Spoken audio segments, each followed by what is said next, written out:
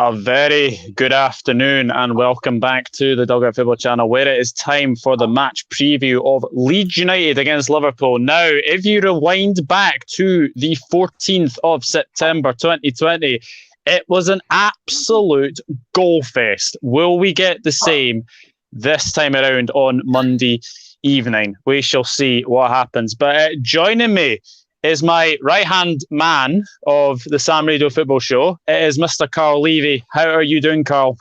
I'm good, thank you very much. I've just, despite woken up over an hour ago for my night shift, finished off my shift block, but I am absolutely good. Excellent. And we've got the lovely Sophie as well. How are you doing, Sophie? I'm all right, honey, thank you. Not too bad, can't complain. Absolutely.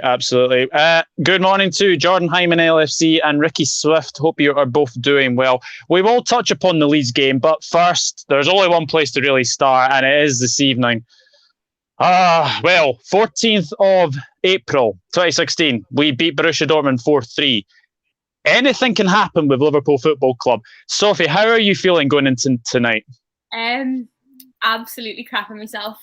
Before the show started, we were having a little chat about the Real Madrid game, and Karl said, "But you look like this against Barcelona 2 years ago. You get to come back," and I still felt the same 2 years ago against Barca as I feel tonight.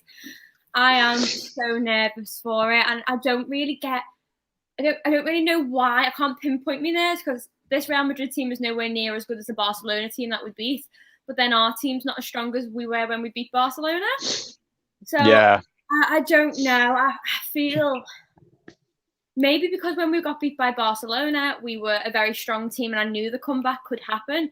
Whereas I don't know if I quite have the faith that we can do the comeback again this time. And I'm a bit worried. I'm a bit anxious.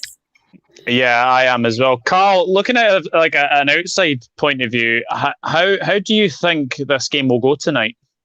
It's going to be very interesting because how Real Madrid, beat Barcelona last weekend in the El Clasico, and that means that they're now back in the hunt for the La Liga title after Atletico Madrid lost again, and then now without João Felix. But this game is really important for Liverpool, really, actually, because this, I said, Real Madrid, I know Mo's in the Champions League. They've won the last three, last couple of years, they won the last three Champions League of four. This is important for them, for Zidane, what he does, if he can get this right, because, like I said, Benzema is still going strong as he can. And I think somehow this Madrid team has been, had its issues, but they're still doing well, okay, in the Champions League. Really surprised me. But Liverpool needs to do something to win this game tonight. And it's a must-win game for Liverpool. It absolutely is. Yeah, look who has turned up, Sophie. I saw. My boys. Yanks of the Copper, and hello. I hope you are all doing well over there. 3-1 Liverpool win after extra time, I hope, says Ricky Swift. Dare to dream. Yep, absolutely. Sophie, a Yanks of the Cop legend. I'm basically their boss now at this point. honestly, I have to apologise for that. I actually thought you were part of the Yanks of the Cop channel. I didn't actually know you were just a guest. Like, I'm always on it, so it's forgivable. Just quickly, like, Andrew messaged me after you tweeted that. I was like, I guess you're part of the team now. I was like, yeah. I was like, when did that happen? I've got a feeling we're going through tonight. Never give up, obviously, with the Mohamed Salah t-shirt. Good day, folks. Hello, Liz. Hope you're doing well. Hello. Yes, as Liz says, subscribe, like, and share, people. Doug rocks. Love this channel. Thank you, Yanks of the Cops. Lovely Zani is an hello, Zani. Hope you're doing well.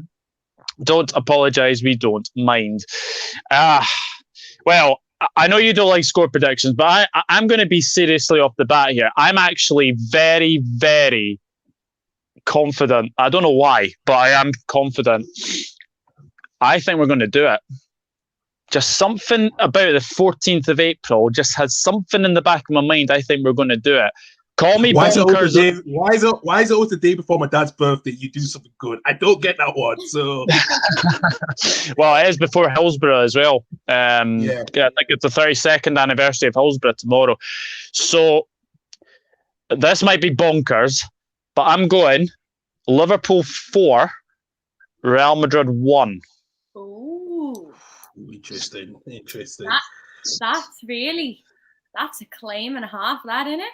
It is. That is brave. Like, I don't. 3-1. We've got the away goal. I can't see Madrid not scoring. No, I can't see us keeping them out. If we get one goal, an early goal, I feel like we stand a really, really good chance, but we need to score within that first half hour or so, or at least I agree. At the end of the first half. I feel like if we we either get an early goal or we nick one right before the half-time whistle, which really throws someone when you get a goal right on the edge of half-time. It proper throws a team.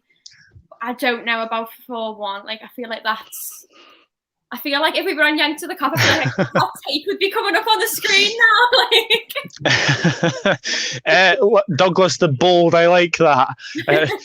Liz Golden, she calls me Douglas the Braveheart. I do like that. But yeah, Douglas the Bold, I do like that. Hello to Nipoon. Dave's in. Who's Sophie? There we go. He is taking the back. Yanks to the Cop, yes, he does. Nipoon, I see you in every relatively big Facebook football channel. Lol. Yasmin Abdullah is in. How are you doing, guys? I'm doing good, thank you. Quite bonkers, as you can see from my score prediction. Demo Dre is in, hoping for great things. 2-0 with a Nat Phillips header. I would love Nat Phillips to get a goal. I really would. Bro, Real is not Barca. Their mid is crazy. Yeah, I know their mid is crazy, but you just don't know anything with us against anybody at Anfield. Damo's still backing Big Nat. Lol. I predicted 3-0. My predictions video says Nipoon. We need to score early, put the pressure on Madrid. Do you think fans will give LFC a warm welcome, socially distanced one, hopefully? Lol. What do you think, Sophie? I actually said that I'm not encouraging it, but I'm not encouraging it either. I actually thought, since we are allowed technically out again over in England, we are allowed to be in. I don't see why fans shouldn't, like, at least stand in groups, waiting for the bus to come in. And I'm not saying anything, but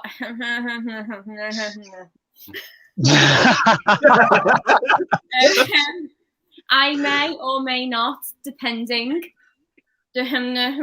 Bus. I may not.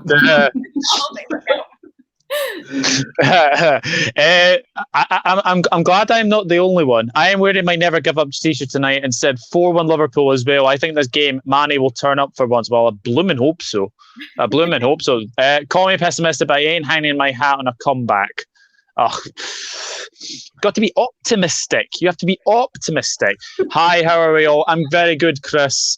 And Sophie's doing good. Karl, you doing good? I'm doing good as well. We missed VVD and Matip and Gomez. Yeah, absolutely. I can dare to dream tonight with a very big ask. Yep. I think fans will be there to welcome us, and they're supposed to be 1-6 tonight at Anfield. I have heard about that. But that's the Real Madrid side of things taken care of. Let's go into the Leeds United game. Now, everyone remembers the last game between the sides. It was an absolute goal fest. Liverpool came out on top 4-3. And everyone was saying at that point that Leeds were definitely ready for the Premier League. And as it turns out, they are now sitting 10th in the Premier League. Karl, are you actually surprised of how well your season has actually gone?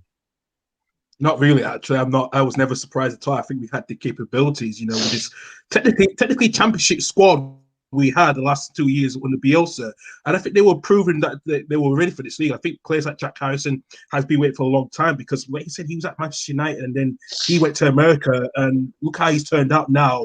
How he did well in New York, and now he's now on loan with us for the first season in a row. I think the team had the capabilities of Premier League quality. Some of them, like Calvin Phillips, and even Messi. Yeah, Messi has been our top goalkeeper we've had for a long time, and I think he has come to fruition that he is going to be the next Hugo Lloris in the French squad in the next decade or so, because the talent he has is really incredible. I think getting Robin Koch as well, Diego Llorente is now coming into his play that I saw at Real Sociedad, because he had these struggles at the start with us. And Bamford is proving everyone wrong. It's been all this bullshit that they had to say, Bamford can't score in the Premier League. But he's not like top four goal scorers in the Premier League this season. So someone's getting their predictions wrong completely. I'm sorry. I'm just laughing at this comment. I can't believe Nipun's asked this. Sophie, are you Scottish? No, I'm not. I'm really, really not Scottish. Scouse born and bred you are. Scouse born and bred you are. Chris Welsh, indeed. 10 minutes from Anfield. She's from Liverpool. I can't believe someone said that. Dave said we got to bring our A game tonight, Reds. Can tell by the accent. I feel like Hendo, Virgil, Gomez and Matic will show up. Yeah. Hiya, Dave. You have this down as a Leeds preview. Yeah, of course I do have it down as a Leeds preview, mate. I do have this down as a Leeds preview. Blasphemy to do a pod about a game before first one finished. Oh, yeah, well, who knows? I thought it'd be the UEFA Champions League preview too. Yeah, Sophie, what have you made of Leeds this season? Do you know what? I completely agree with Karl. Like when Leeds got promoted, I was absolutely made up for them, obviously for the Milner aspect of everything and our history with Leeds. I was really, really happy for them, and I thought it's about time they came back into the Prem. And everybody kind of tends to write off a Championship League team when they're promoted, especially when they haven't been in the league for such a long time. The league has changed significantly since then. And I think everybody wrote Leeds off, and they were wrong to do that. And I remember when they got promoted, I was going, well, they're going to surprise us. They're going to do what Wolves did when Wolves first got promoted. They're going to come in, all guns blazing, and they're going to show us what they're really about. They play very similar football to Liverpool. It suits the Premier League, and they're going to adapt really quickly. They're going to hit the ground running, and they're going to show us, they might not place very high in the table, but they'll get mid-table. And here we are, 8 games left in the season. Yeah. They're sitting in 10th, comfortably in 10th as well in the mid-table. I think they've done a really, really good job. And like Karl said before, everybody kind of wrote Bamford off and was like, oh, he's not anything in the Premier League. And he's one of the players that, come Monday, you're starting to worry a little bit about going, can our players kind of keep him at bay? Can we keep him quiet? Yeah. I think to be saying that as, we were champions last year, we've won the Premier League, we've won the Champions League, we've won everything in World Club football. And we're sat there going, well, actually, I'm a little bit concerned about this Leeds side who are really credit where credit's due. Leeds. I'll be here. Sorry, the dog in the background. Just like... So that's all right. Yes, Karl, for me and Sophie and everyone at Liverpool Football Club, thank you very much for beating Manchester City. Oh, yeah. Well, I'll tell you this what happened. It does. I'll tell you what, I was watching the game, Sophie, on Saturday while I was working on my day shift. I had my laptop next to the other desk, so I was keeping an eye on what was going on. As soon as when Daz had to win the alpha, I was standing up, like, okay, he's going to score. And I celebrated, run down the hallway in my study room, down the hallway, and I celebrated loudly, man. And my friend Leighton, who's my colleague, he's a Leeds fan as well at work, he celebrates, he's listening to the game as well. So it was really, what a day, man. What a day we had. I mean, that's like the biggest compliment to a team, isn't it? That you can take points off Manchester City. And I know there are really stronger teams in the Premier League, Liverpool included, and there are teams to be fearful of. But City, they've got £1 billion squad. They are something else in football. Like, you can't deny it. The quality of them. So to take, 2 points off City, that is really good going, and that's something to be really proud of. No matter how the season goes, you took points from back-to-back Premier League, the Centurions. That's an amazing achievement in your first season promoted. So it is. It really is. Yeah, I agree. It really is, because we were down to 10 men. I thought, are we going to stick to our principles, or do we change it a little bit? And I think Bielsa did change it to make sure, like I said, we're going to keep defending, but we'll not let City do low crosses. We'll keep doing the best. And I think we'll counter-attack a chance. And I think when that chance was going to happen, I felt like, Bielsa does have a plan. He has alternate plans when he needs it. And I think after the sending off with Liam Cooper, it was a bit controversial. I'm not going to lie to you. I thought that was a red card. I did not think that was a red card. I know. And one of my other friends back in Huddersfield did say, "Oh, it was a red card." I was like, "No, because he won the ball. He won the ball before it went into the collision." So I don't get what he was saying. But it wasn't. It was, like I said, that win was huge for us, and I think it proven so much. This season. When I spoke to my dad about this the other night, actually, and he said to me, we have ups and downs, and we knew what we were going to go through. We knew what this team was going to do. this season. We're going to have our losses, we're going to have our wins, have our draws, but we're still going to be coming to play as we always do every single weekend. And I think to him, I said to him, could we see ourselves getting into Europe? So it's a bit too early with that one, but let's see, let's establish ourselves. I think we have done well, but let's see how it goes for next season and so forth. And I think with the backing of Andrea Reze and the 49ers has been really huge for us. And I think that they have a plan in the next 5-10 years what the club wants to do. So it's really huge that with Bielsa, without Bielsa, long-term wise, I think the club's in good hands at the moment. You said that Europe is, a bit step too far away. You do know you're 9 points off the top 4. That's how mad this season has been.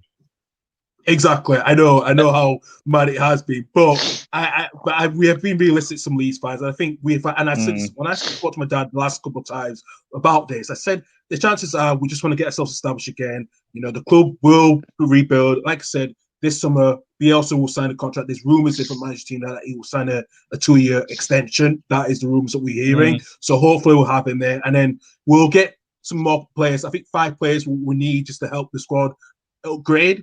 But I think we are going in the right direction. And once we keep going, I think we will be in Europe within the next 2-3 years. Yeah. What do you make of this question? Sorry, Sophie. What do you make of this question, Karl? Will these be the next Wolves or the next Sheffield United? Oh, they definitely will be the next Wolves. I think with what's up with Sheffield United, they just didn't have no plan in place. I think with where we are, we do have a plan in place with the current board, as Angus Kinnear is doing, Victor Otea, the director of football. They've been tremendous with what we needed at this club. And I think with the owner and also the San Francisco 49ers have been important with their investment, increase their stake. It's been huge. And I think the club has got a lot of plans in place on what it wants to do. I think they're trying to be like Man City, what the City Football Group's doing. So I hope you might see that from Leeds over the next decade of getting club, of owning clubs and so forth. That is the plan they want to do. They want to be like Man City, but they're going to do it their own way. And I think it's going to be beneficial for all of us. Yeah. So, Sophie, what were you going to say before I? It's all right. I was just going to just build on Karl's point there and say probably not Europe this year, even though, like you said, they're only 9 points off top 4. But we are like 3-4 points off top 4, and we get in and then we get out and we get in and we get out. Yeah. It's very difficult this season, even though the season's been very chaotic. It's difficult to stay in top 4 at the minute. Like 1 and 2, the Manchester teams have pretty much got spot 1 and 2, cemented off. But 3 and 4 is pretty, open for play. There's a lot for it. There's us, West Ham, Leicester, and Chelsea, isn't there? And possibly Spurs in there. But I think Leeds getting Europe this year is probably not going to happen. They'll get close, but I think it's probably not going to happen. The next year, maybe you might get 6th and just get into Europe. But I feel like the way Leeds are playing and the results they're churning out and their attitudes and the quality of the squad that they're building, I do feel like they're going to start attracting better name players, and they're going around it the right way. Teams tend to come into the Premier League, get a little bit of a standing, end somewhere decent, start splashing out all this money without actually taking into account the longevity of these players, and are they actually suitable for the squad that you've built that got you into the Premier League, and the squad that are they going to gel with the players you've got? Because I think it's quite difficult for a Champions League team to come up into the Prem anyway. We know it is. But when you've got a team that has got you promoted, works really well together, adding to it is a very risky business. You've got to make sure it's the right quality of player. You've got to make sure that they're going to fit with your dynamics, your ideals from the Championship, but adapt to the Premier League as well. It's a very fine balance. And I think you need to go about the right way with their recruitment. And I think that they're going to play it quite smart in a way that it's going to be longevity over quick fix. Because the way I look at Leeds, they're not a team that are going to, kind of like Sheffield, come into the Premier League, hit the ground running, and then start buying all these players and hope that his name very quickly. They're going to act like Wolves, stick with your team you've got, make smart additions, smart outgoing, smart incomings, and slowly build your way up the table, because that's the only way you're going to stay in the Prem. And that's the only way you're going to yourself. And I think that Leeds are doing a really fine job of that so far, personally, anyway. Yeah, Zani has made a very good point here. Klopp will be watching Rafinha closely. Karl, talk to me about Rafinha, because I have to say he has been one of the best up-and-coming winners this season. I've been very, very impressed with Rafinha anytime he's been in a Leeds shirt. Absolutely. Oh, what a signing we've had. We didn't think this signing was going to happen on the last day of the transfer window. And we know that Bielsa was watching it for quite a while because Bielsa had, managed previously in France, So he was watching Rafinha at Rennes when he was at Rennes. And I was surprised Rennes let him go for similar to the money that they paid for when he was at Sporting. And, Deco, the former Barcelona great Chelsea player, he's the agent of Rafinha. He was on one of the podcasts on one of the Leeds fan podcasts the other week about this, and he was really happy how he saw Rafinha out in Brazil, his talent as well. And you know what? It's one of those James that you didn't think he was going to shine. I think always with Bielsa, he's always going to not play straight away when they first signed. He always said they need to adapt into the system that Bielsa has always had from day one. I'm sorry. I was like, Bielsa and his famous bucket. Oh, yeah. I mean, let's talk about Bielsa because, he came into the Premier League and he's just, there's just some charisma about Bielsa. Yes, he can't speak very good English, but what you can say, he's done a fantastic job at Leeds United. How impressed have you been with him as Leeds manager? Oh, he's top. He's one of the top we've seen for a long time since Don Revie, and even though with David Lay as well. I feel like at the moment, Bielsa is always suited to Leeds, and he's suited to us. And like I said, before he became manager, he watched all of our games beforehand, so that's why he knew it was the right moment. And he's been studying all the teas like he's been doing in his flat in Revie, and for me, as a Yorkshireman, as well as Jamaican, but Yorkshireman growing up in Huddersfield, being a Leeds fan, it was always a time when I thought, we'll get someone like him for a long time, that type of manager. And I was really surprised how Leeds went and got him. And you know what? It's proved dividends. The whole city loves him. There's a lot of murals all over Leeds, and they named the shop, one of the shopping centre streets after him. It's huge for him because he studied Leeds. He knows what the city's like, and he studied what the average fan is like, and he embedded it into our culture, and he understands what the city is as a one club city. It's really huge, and I think, like I said, when we know the time that he will go at some point, I think there'll be he will leave a huge legacy at Elland Road and in the city of Leeds what he's done, and I feel like there's no way he's irreplaceable for us. Yeah, Bielsa reminds me a little bit of Klopp actually. Klopp has he has the fans in Liverpool around him, and Bielsa has the same with Leeds. Sophie, what have you made of Bielsa's impact in the Premier League this season? Do you know what? My biggest thing with Bielsa is he was a Premier League, not a Premier League footballer, sorry. He was a professional footballer until he was 25. And then he retired at 25 to become a coach. And I always say it, that not always the best footballers make the best managers. And you tend to find that the players who retire earlier, they have a knack for the statistics behind the game. They are more of the strategic players. They are not the long-term players. They are more the masterminds behind the game. And Jurgen Klopp was exactly the same. He played in mid-league league teams in the German league. He was never really the best player in the world, but he understood how the game was played, and he applies that really well to his managerial career. In the past 20 years, Klopp has won 9 trophies in his career, and he's only been a high-flight manager for, 9 of them years? So that's 1 per year of his career. And he's the 5th most decorative, manager in the Premier in world football. And I think with Bielsa, I see it like you said as well, Doug. I see a lot of similar characteristics in Bielsa, and I can't honestly say that I've watched all of Leeds games this season. I've tuned in every now and then to see how they're doing, but this season I've not really been interested in a lot of the football.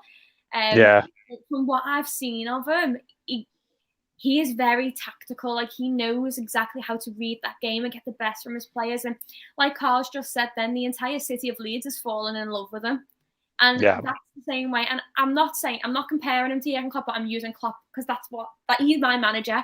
Man City has fallen completely in love with Klopp. Like, we've got murals everywhere for him. Like, when he leaves Liverpool, it will be like it'll be like a mourning period for us. He'll be so heartbroken when he goes, and he'll be he should get his own statue. Like, we absolutely like idolize this man, and I feel like Bielsa is the same. The impression you get from the Leeds fans and even the Leeds players, they've got that really special connection with him, and they thrive off each other. Like, you see them when they come off the pitch to him, like they just engage with him. They don't just walk past and go, yeah, all right. Like, you see that relationship there, and it's more than just a manager and a player. And I think that's how the best teams are made, when you've got that connection. And I think he's doing really well in the Premier League as well, and he's instilled a lot of confidence in the boys that may not have felt that confident coming into the Prem anyway. Yeah, Stuart Dallas is one of them, though, Karl. I mean, this guy, like, I thought James Milner was Mr. Versatile, but my goodness me, some of the positions he's played this season: left back, right back, centre midfield, left midfield, right midfield. I think he's been up front as well. To have a player like that, and look, the 2 goals he took were fantastic against Manchester City, but you love a player like that, don't you? Just somebody who just plays for the badge, plays for the team, and if he's asked upon, he can just play anywhere. Absolutely.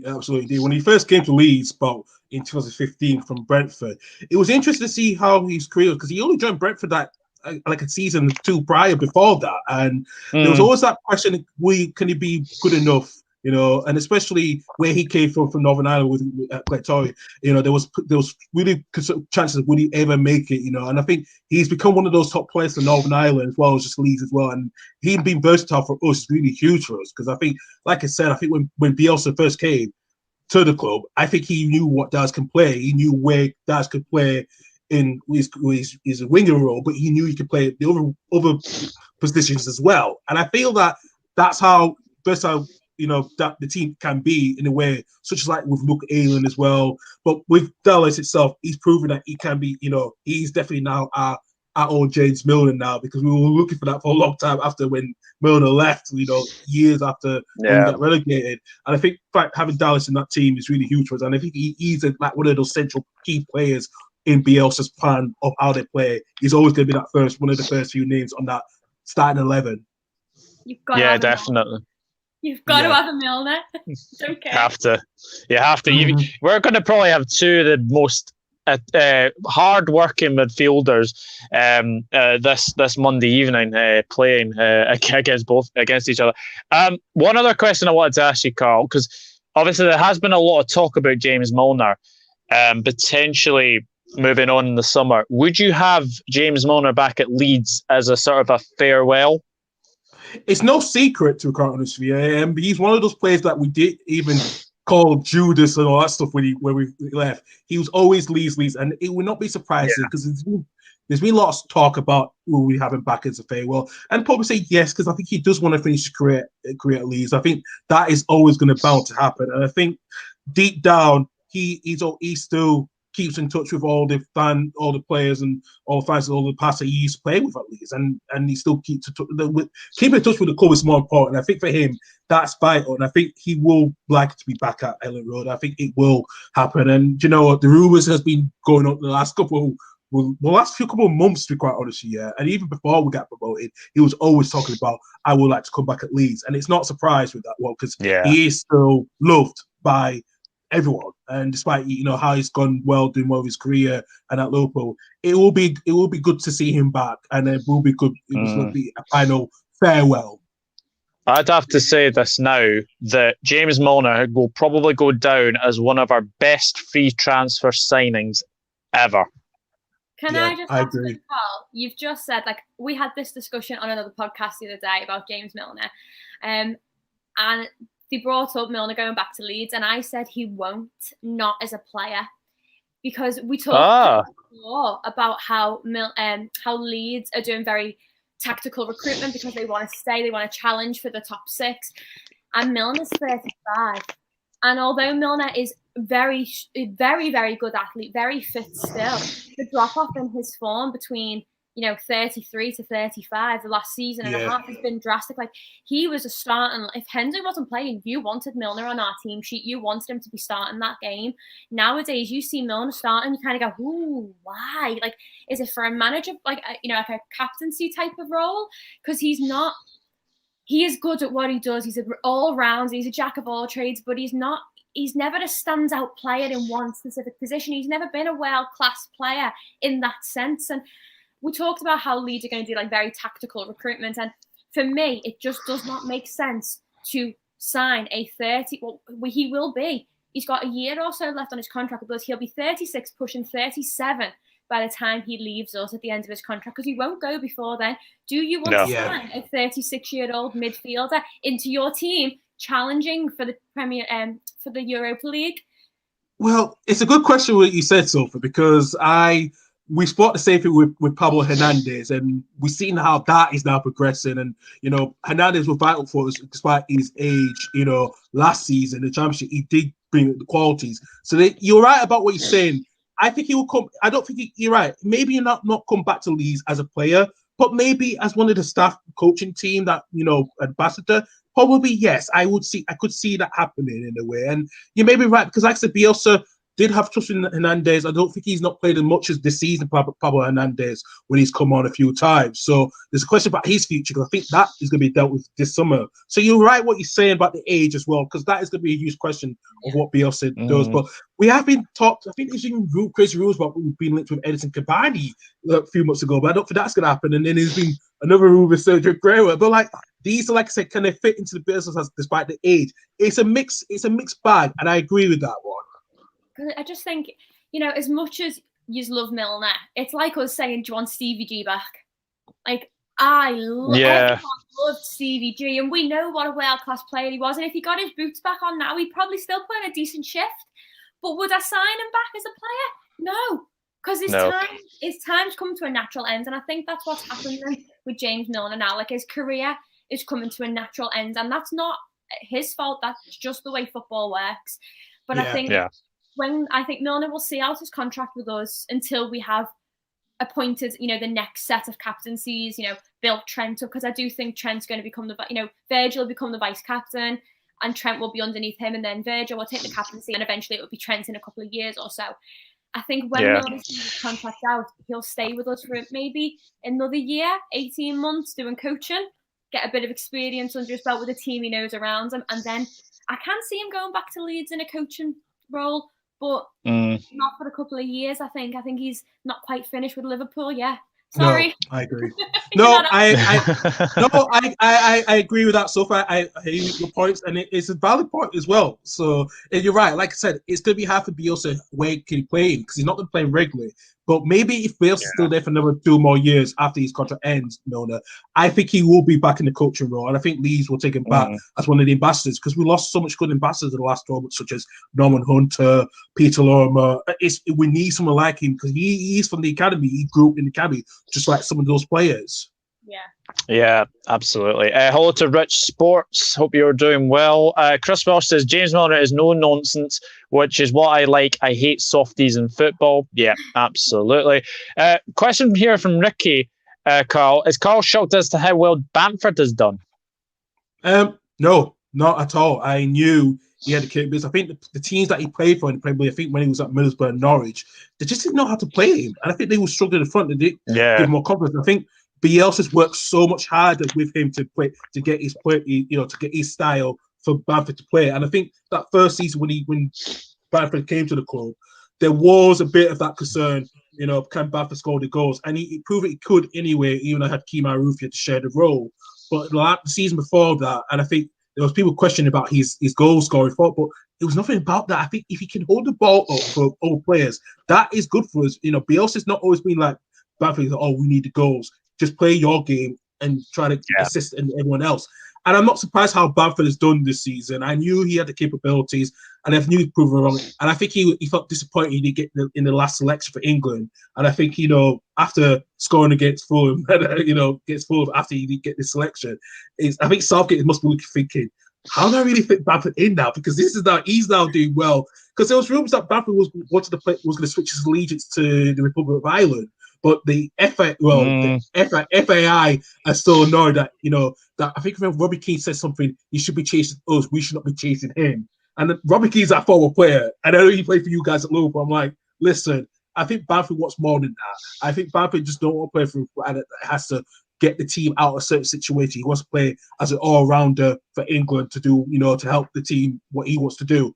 And, Bamford's name has been in the mix. He's not got in the last squad, but it'd be interesting to see what he does in the US if Southgate does select it. It's going to be a tough one, but I'm not surprised how Bamford has done this season, to quite honest. Well, he should.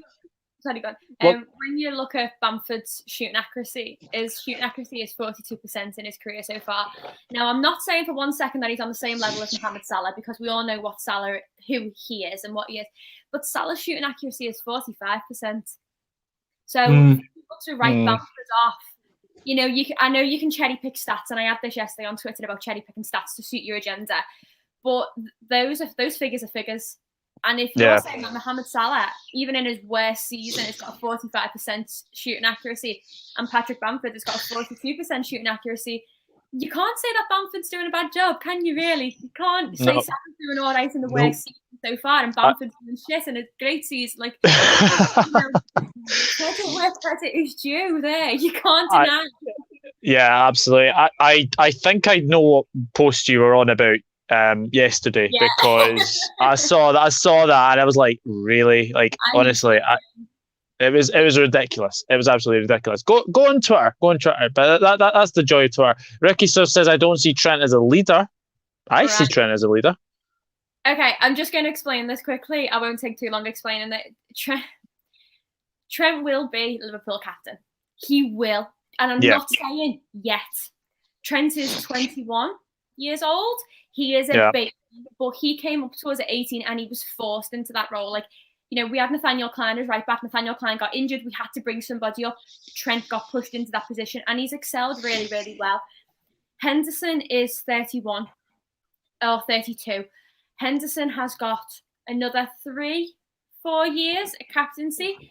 Milner will retire next year. So Virgil van Dijk, who's 29, will take that captaincy, the vice captaincy, because he's the third captain. He'll automatically progress into this vice captain. Trent is your next natural one. Gini Wijnaldum's going to go. Yes, Salah has been there longer, but Salah's not captain. He's captain when there's no one else to be captain. Trent, he needs to be built at the end of the day. Our front three are aging. They are getting closer to 30. We can't put them as a third choice captain when you need to invest in them. So for I me, agree with this comment. I agree with that comment. Curtis is a future captain. Vice captain. I'll come to that. So Hendo will be the captain until he's finished. Virgil will be vice captain. When Hendo retires, Virgil will take over for about 3-4 years. Then Trent will become. So by the time Trent becomes captain, Trent will actually be in his late 20s, which is when most people become captains. When Stevie became captain, 28-ish. By then, Curtis Jones will be about 25. And that's where the fall on comes. And I think, for me, Trent has to be the captain. That's what his dream is to be. And I don't mean this disrespectfully, but I tend to feel that people who aren't Scousers don't understand how strong a Scouse connection is. Yeah. And I look at Trent, and I know everybody looks at Trent and goes, he's a Scouser in the team. He loves it. He gets it. You don't get that feeling unless you've been born. Like, he lived in West Derby. Like, he lived and breathed it. There's no way he's not going to be a captain without fighting for it. But I would absolutely agree. Absolutely. No, it's true. Absolutely it's agree true with that. Way. I agree with that 100% because it's similarities with Leeds. I think at some point with Calvin Phillips where he is now, I think with Liam Cooper does go, I think Calvin Phillips will be the next one in line out of pretty much anyone, because Calvin is born and bred in Leeds in exactly the same scenario as well. And no, Sophie's right about that. I think Trent will be a future captain. I think, like I said, they have always had that plan of when people from Liverpool who are born and bred not far from the stadium are always going to be captains. It's going to be safe for Calvin as well, for Leeds as well in the next few years as well. So let's move on to obviously team selections and obviously injury news. What is the latest on the injury news at Leeds, Karl? Because I do believe that I think Alioski, is he missing? I did hear something about Alioski potentially missing this game. Yeah, Alioski is going to likely to miss this game. I think Rafinha is a bit doubtable at the moment. We'll wait to see here with that one. Oh, that would be a big miss. That would be a big miss for Leeds. Because he came off injured on Saturday before we won the game, so it was a bit of a worry with that one. Interesting to see where we do select, I think at the moment we are to be shocked because we not have Liam Cooper, but we have Robbie Koch back, which is huge for us before the end of the season because he was one of the top players before he got injured against Chelsea in December. So it's going to be interesting to see what Bielsa play. I think it will roughly be the same team minus Cooper and Alioski. Interesting. It's isn't it? To be without your two centre backs. Bloody hell, you are really like Liverpool, aren't you? Without your centre backs. Right, I know you idolise us, but this is a bit much now. I feel like it's a massive blow, especially if you don't have your standard centre backs as well, and you don't have who was it else you said was out? Rafinha, wasn't it? Yeah. So Rafinha's out as well. That's a massive. It levels the playing field out, and I say that statistically we are the better team, but it levels the playing field out a little bit less to worry about, in my opinion. Anyway. I've only got to worry about Bamford now, and I don't have to worry about the rest of you. Yeah, I know.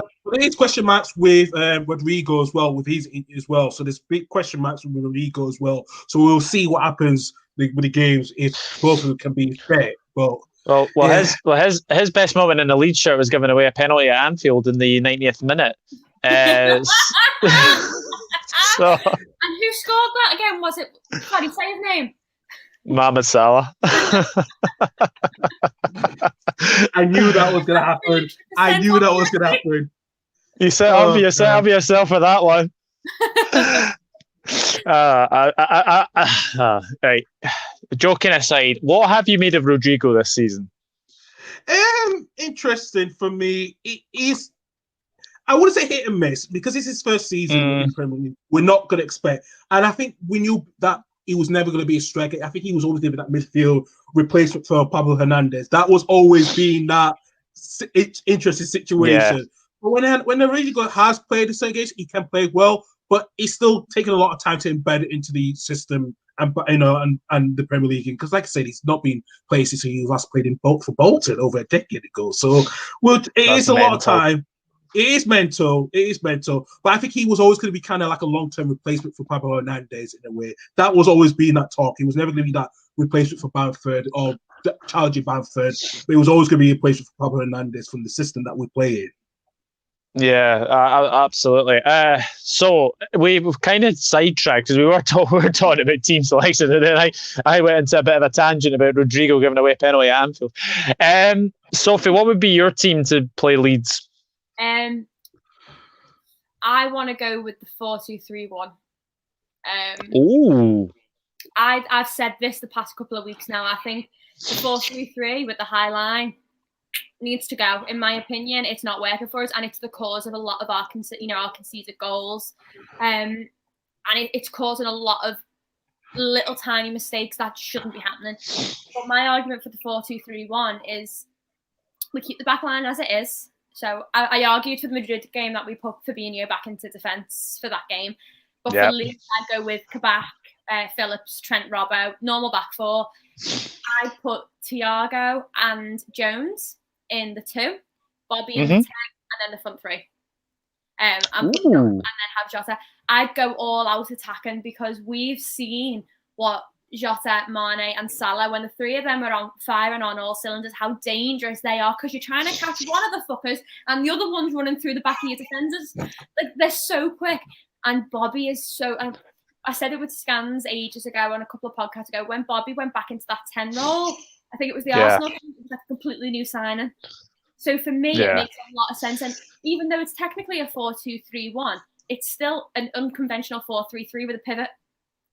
And I think that's going to be the way that we quieten Leeds down and the way that we take the game to them, because it allows us a lot of counter. It allows us to hold up the ball in midfield. It allows us to break down the midfield play as well. It allows us to keep Leeds quiet and in their half, keep them away from our centre-backs. It allows us that extra edge. You know, the last game we played, we had a 48 point and a 51% possession between the two of us. It was a very even game in terms of passing, in terms of accuracy. It was very even, Stevens, and we played a 4-3-3. So I think if we go 4-2-3-1, it really changes that dynamic. And putting Thiago and Jones in midfield, giving Gini a rest because he's going to be playing tonight's game. He's going to be very tired. And I think if you've got Jones, who we know is a holding player, but can also push forward, allowing Bobby to drop back and play alongside Thiago, it gives Trent the cover on the right to bomb it up. And absolutely. It allows that link up on the left between Jones, Robbo and Mane, and possibly Jota to make those attempts and cut in from the left. It just makes sense for me to change it. Yeah, absolutely. Guys, let us know your starting 11s for the Leeds game. I've just realised I made an absolute mistake in this team. I've actually left Jota out of my team altogether. Oh, dog! No! Yeah. That is a bad one. But so this would be my starting 11. So it's Alisson, Trent, Kabak, Phillips, Robertson, Fabinho, Wijnaldum, Thiago, and then I went Salah, Mane, and then I had a mix-up. I actually meant to put Jota in there, and then the bench is Adrian, Williams, Ox, Milner, Keita. Actually, remove Shimikas because he's never in the team. Jota, Jones, Origi, and Shaqiri. So yeah, apologies. I realised I forgot Fabinho. Oh, there we go. Because he was in centre back in the other 4-2-3. Yeah. Apologies, so Karl, when you look at that team, would you be confident in like Bamford going at Kabak and Phillips?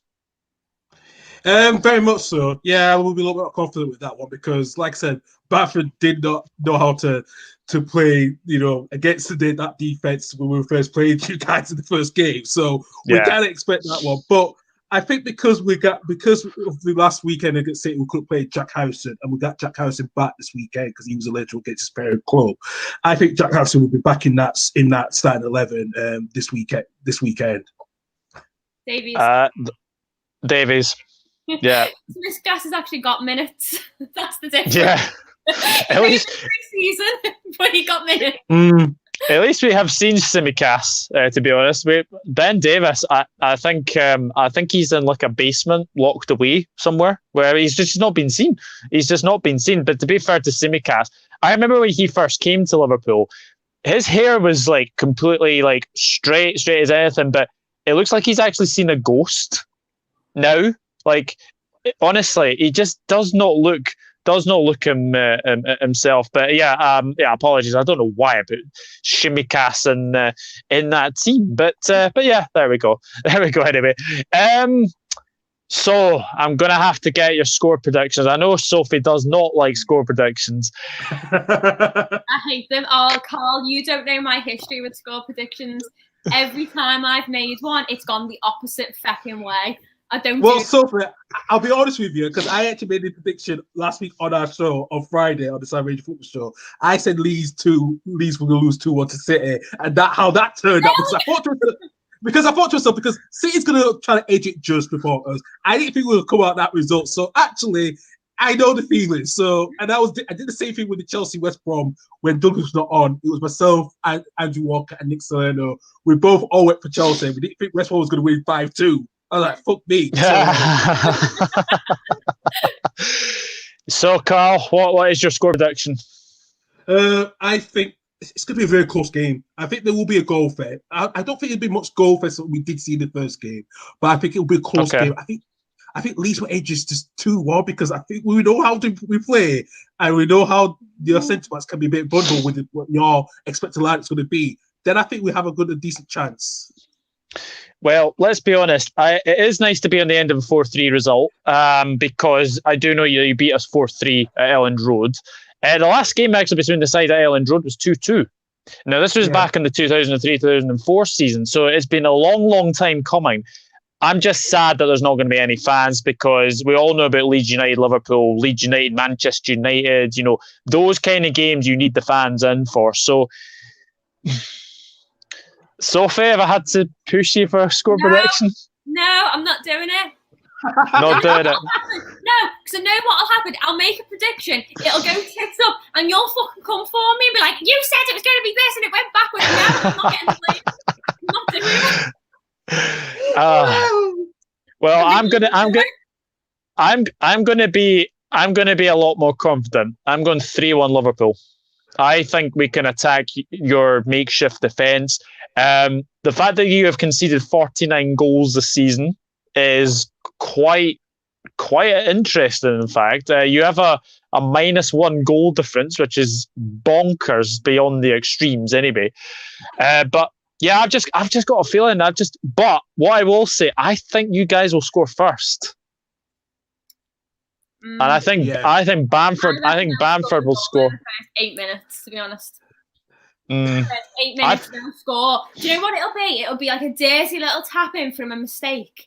Alisson will stop and go down too late. It'll go right underneath him or through his fucking legs or past his fingertips, just like that. And you'll get like a 6-minute goal.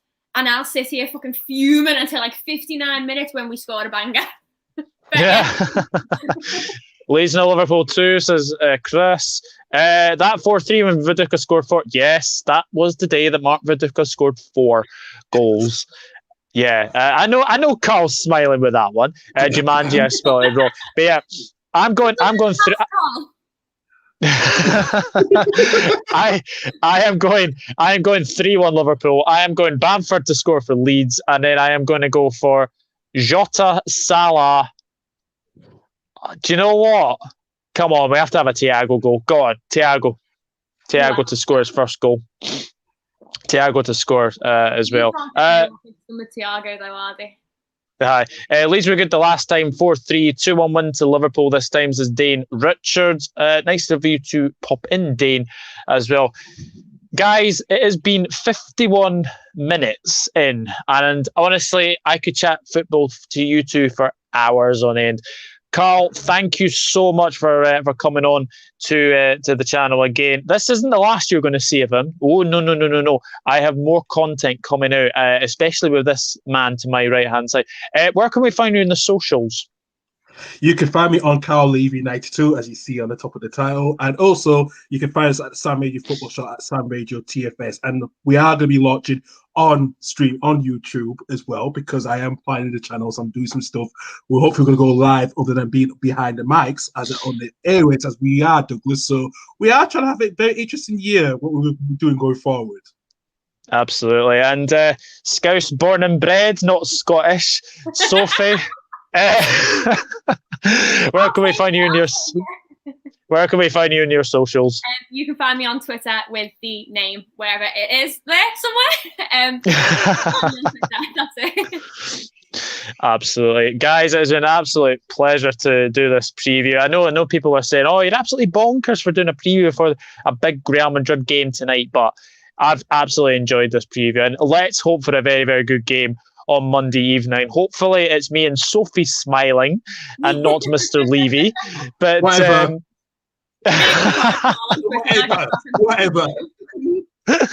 But actually after this game, we do wish Leeds the best of luck for the rest of the season. See if you can get into the top 10. I think that'd be absolutely fantastic for a return. I had you 11th this season anyway, so we shall see what happens. Yeah. Absolutely. Kane though, and Adrian is not scoring his first goal for the club. No. Definitely not. Definitely not.